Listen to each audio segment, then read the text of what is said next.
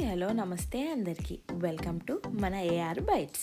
మన AR bytes ఛానల్లో ఈరోజు దొండకాయ వేపుడు ఎలా చేసుకుందామో చూద్దాం రండి. ముందుగా దొండకాయ వేపుడికి కావాల్సిన పదార్థాలు: దొండకాయలు, కారం, ఉప్పు, పసుపు, అల్లం వెల్లుల్లిపాయ పేస్ట్, జీలకర్ర, బియ్యం పిండి, గరం మసాలా, శనగపిండి, పచ్చిమిరపకాయలు, కొత్తిమీర, కరివేపాకు, తగినంత నూనె. ముందుగా సన్నగా కట్ చేసి పెట్టుకున్న దొండకాయలని ఒక పెద్ద బౌల్లోకి తీసుకుందాం. ఇప్పుడు అందులోకి 1 టీ స్పూన్ జీలకర్రను, 1/2 టీ స్పూన్ పసుపు, 1/2 టీ స్పూన్ ఉప్పు, 2 టీ స్పూన్ల కారం మరియు అల్లం వెల్లుల్లిపాయ పేస్ట్ని వేసుకుందాం. తర్వాత అందులోకి 4 టేబుల్ స్పూన్ల శనగపిండిని, అందులోకి సగమైన 2 టేబుల్ స్పూన్ల బియ్యం పిండిని మరియు గరం మసాలాని తీసుకుందాం. ఇప్పుడు 1/2 గ్లాస్ నీళ్లను యాడ్ చేసుకుందాం. వీటన్నిటిని దొండకాయలకి పట్టేటట్టుగా మంచిగా కలుపుకుందాం. నీరు ఒక్కసారిగా పోయకండి, కొద్దిగా పోసుకోండి. నాకు 1/2 గ్లాస్ వాటర్ సరిపోయినాయి.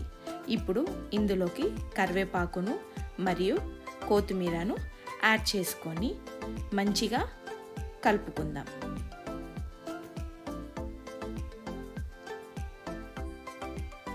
దొండకాయలను పకోడీలకి కలుపుకున్నట్టు పిండి కొద్దిగా మరియు గట్టిగా కలుపుకుందాం.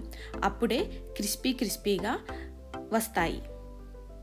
ఇప్పుడు ఒక బాండీలోకి డీప్ ఫ్రైకి సరిపడా ఆయిల్ని వేసుకొని మంచిగా కాగనిద్దాం.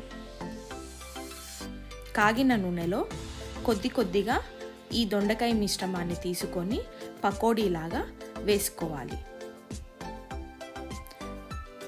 దొండకాయను ఒకేసారిగా వేసుకోకూడదు, కొద్దిగా వేసుకుంటూ నూనెలో ఫ్రీగా తిరిగేటట్టుగా ప్లేస్ ఉంచుకోవాలి.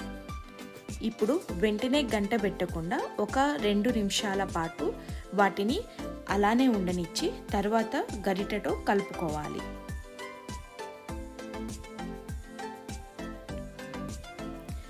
రెండు వైపులా మంచిగా కాలనిచ్చాక గోల్డెన్ బ్రౌన్ కలర్ వచ్చాక ఫస్ట్ బ్యాచ్ని ఇలాంటి జల్లి గంటలో వేసుకొని పక్కన పెట్టుకోవాలి. తర్వాత ఇదే విధంగా ఇంకో బ్యాచ్గా కొన్ని దొండకాయలను తీసుకొని నూనెలో వేసి వేయించుకోవాలి.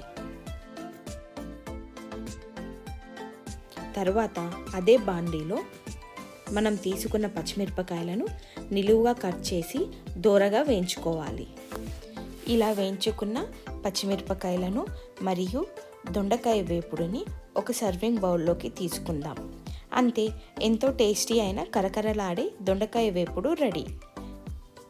ఇలాంటి మరిన్ని వీడియోస్ కోసం please share, like and subscribe. Encourage చేసిన వాళ్ళు అవుతారు. Thank you so much.